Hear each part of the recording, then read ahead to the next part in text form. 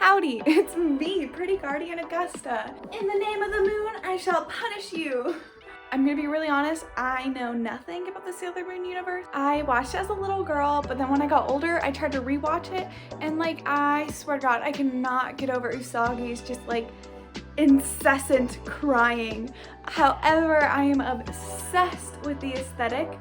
As you can see, my beautiful Sailor Moon tapestry. And then for today's video, I did my makeup for Sailor Moon. I just really like the aesthetic. I love the artwork that has come out of this series.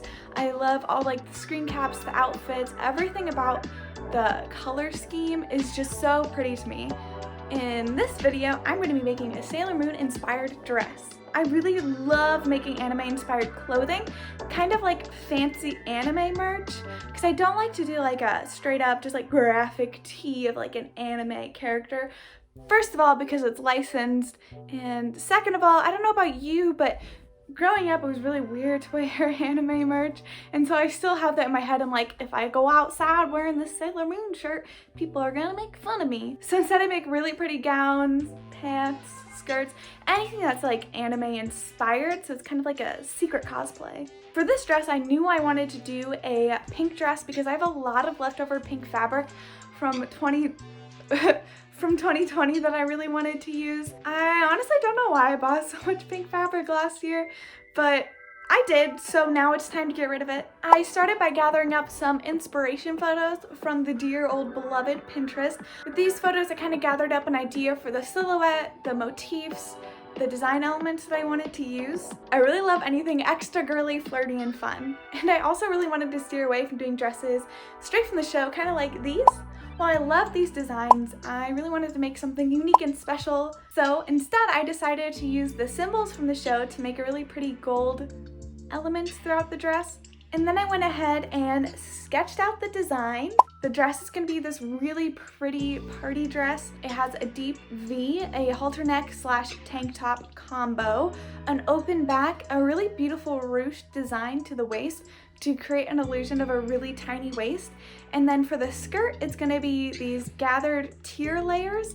And on top of that, I'm adding the gold motifs and symbols that I think will catch the light in a really beautiful way. Without further ado, let's get into the process!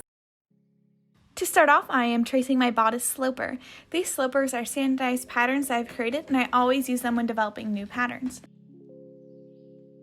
The bodice design consists of a bra cup and a waistband. To achieve this, I mark out the bust line, which is 1 inch down from the armhole. Then I am making a line from the high point shoulder to the bust point. I am also marking 5 inches up from the bust point along the line to mark the top of the bra cup. Then I mark out a 3-inch radius circle from the bust. No, I do not own a compass, although I really should invest in one. So I use this super fancy string and pen method, which really doesn't work, but I do my best. When I sketch the triangle shape of the bra, I make sure not to cross this circle to ensure the entire breast stays cupped. Then I go in with my French curve to blend out the lines to fit the curves of the body. I use the French curve again to create a princess seam fit for the bra cups. I cut out the pieces and discard the pieces of the pattern that I do not need.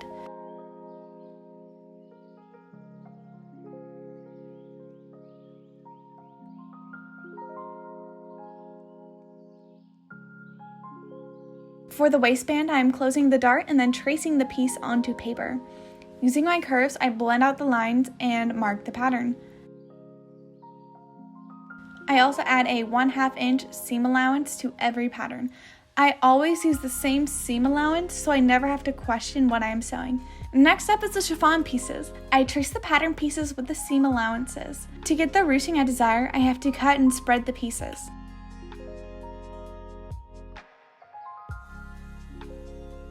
For the bra top, I am combining the pieces before slashing and spreading.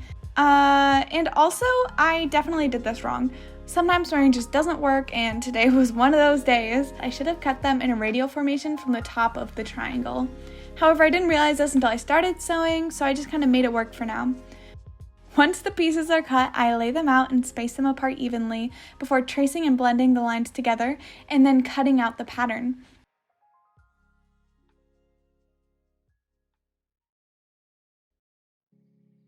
I did it correctly on the waistband piece, so I didn't mess up entirely.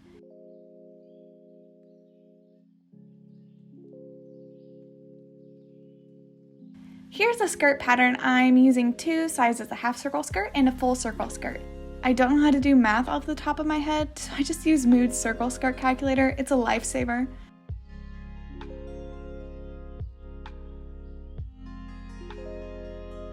Using these pattern pieces, I cut out the fabric. For fabric, I'm using a medium weight matte satin for the lining and a polyester chiffon for the draped overlay fabric. When cutting, I prefer to use a rotary cutter for the curved lines, but as you can see, my blade is dull and I'm struggling. For the lining of the skirt, I cut out a full circle skirt. The chiffon pieces are a little more complex. For the first layer, I cut 2 half circle skirts with a length of 15 inches. For the second layer, I cut 1.5 half circle skirts with a length of 11 inches. And for the top layer, I cut 1.5 circle skirts, full circle skirts, to be clear, with a length of 6 inches. This way, the layers will fold beautifully along one another.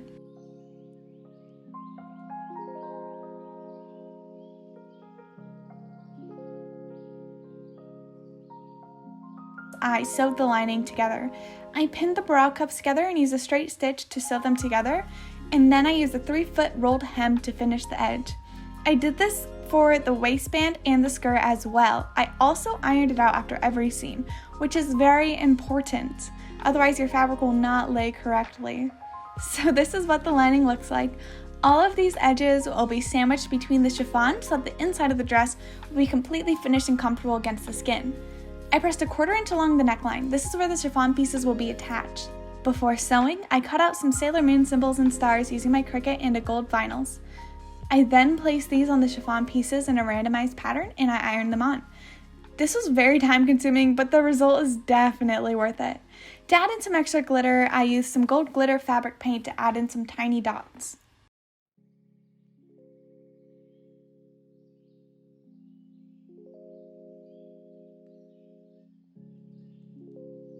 I rolled over the edge of the chiffon pieces by hand and pinned them to the lining.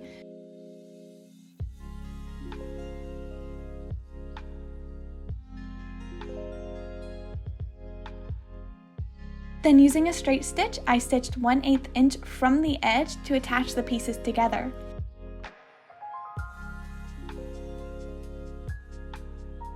To create the ruching I wanted, I hand pinned the chiffon to the waistband. Normally I would use a gathering stitch, but I really wanted the fabric to fall in a very specific way. I stitched that down and I did the same with the waistband. The ruching angles slightly inwards. These lines help create a visual of a snatched waist. For the skirt, I used a gathering stitch on every layer. To avoid any mishaps, I went ahead and cut a ribbon the length of the waist measurement and sewed the gathered pieces onto that ribbon. That way it would stay a consistent length and the gathers would be nice and even. I also used a 3-foot overlock in order to reduce any bulkiness. Then I sewed the skirt to the lining. I added in a zipper, which I don't know why I didn't film, probably because my brain was at max capacity. Yeah, I added in a zipper. And here's the finished look.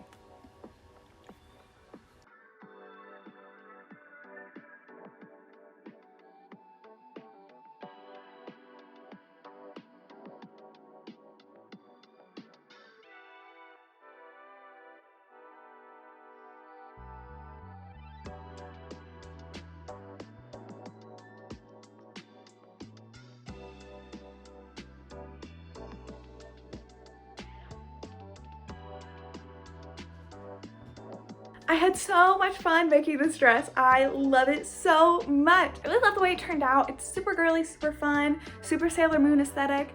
There are a few things I want to change though, especially since I'm going to be selling this dress in my Etsy store. In my opinion, the bra top and the waistband definitely need more ruching just because it didn't really achieve that level of ruching that I wanted it to, where the lines really guide your eye down to the waist. I'm also shortening the height of the bra cups. The main thing I'm changing is the skirt. And like, I love the way it turned out. However, this was my first time doing a tiered skirt with chiffon. And so in my head, I thought that every single layer I would just add more fabric and then it would create that like waterfall effect that I wanted. But it's the opposite way. The bottom layer needs to be the most full, then the layer on top of that needs to be a little bit less full, and then the layer on top of that needs to be less full. I kind of tested this out when I was draping, and so the way that it works is that then the fabric is not falling into the crevices of the fabric underneath because there's not enough fabric to do that. Instead, it's just like gliding along the surface of the layer under it. Additionally, this dress I originally made for Toast Marshmellow here on YouTube and on TikTok. She's an absolutely adorable, sweet, and kind human being. She's an amazing singing voice, unlike me. If you are interested in this dress, it will be available on my Etsy. I'm offering it in multiple colors, so there's gonna be pink, there's gonna be navy blue, there's gonna be white. Then upon request, I will be more than happy to do any other color of the rainbow. Thank you so much for watching. I hope you enjoyed this video. Let me know what you would like to see next in the comments, and I'll see you next time. Bye!